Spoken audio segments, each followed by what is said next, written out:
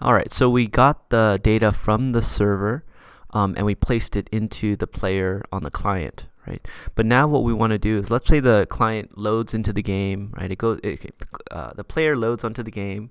In the very beginning, it goes into his folder on the server, gets his money, puts it into the leader stats folder under money, right? And then the player starts, okay, and he walks around the town. He starts doing things. He earns more money, right? So he earns, let's say, $15,000, and then the player leaves the game, right? When the player leaves the game, we want to take this money value, and we want to save it in our we want to save it up here. So we want this to be at $15,000.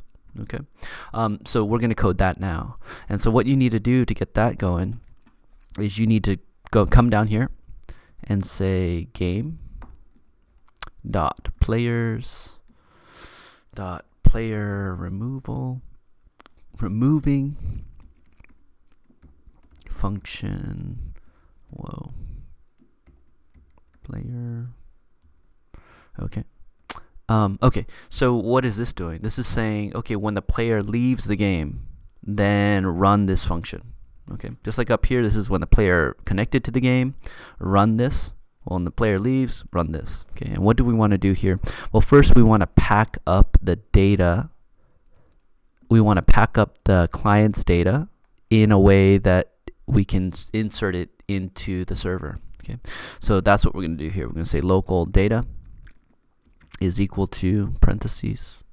It's going to break open with two curly brackets, and if you're looking for the curly brackets, it should be underneath the plus and minus sign on your keyboard.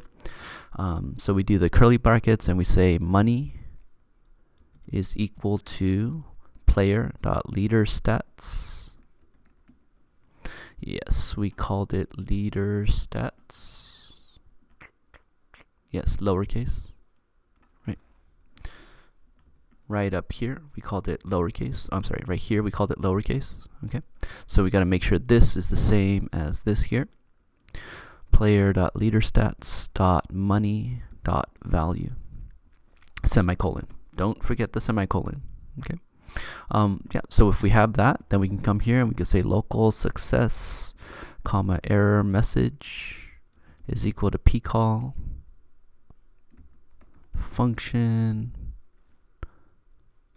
And we do that. Whoa.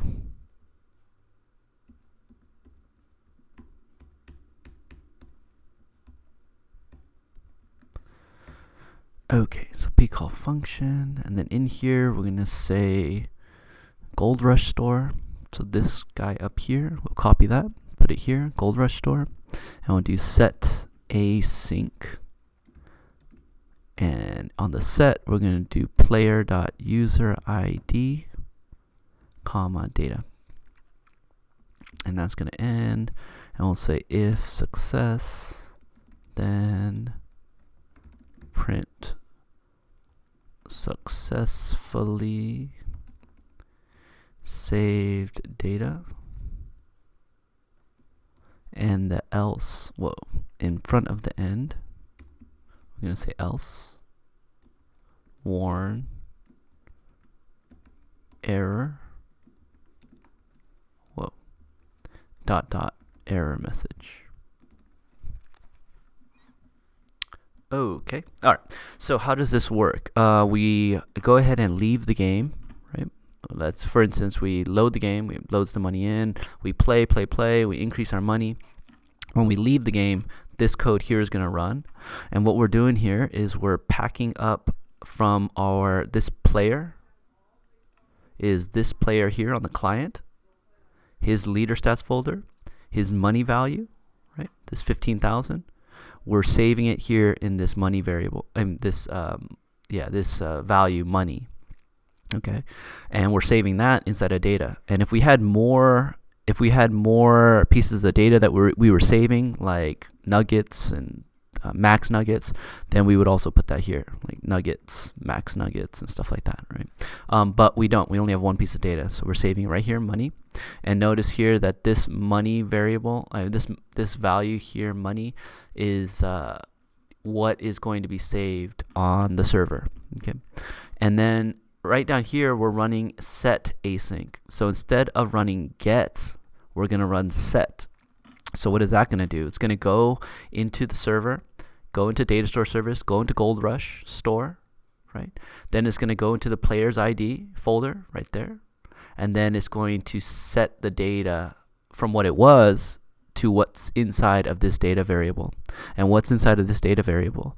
It is the value from the player's client right here. Okay, so if this thing increased to 1550, then what this set sync would do is it would come in here and it would set this to 1550 there, like that, right? So that's what that's doing. And then it's going to leave the game, right? And when it leaves the game, when he comes back to play again, then this portion here, the get, is going to get what he left with. It's going to load it into his client, so when he's playing at home, and then he can start building off of what he last left off with. Okay, and yeah, that's what this is doing here. Let's go ahead and stop, and then we'll test it in the next video.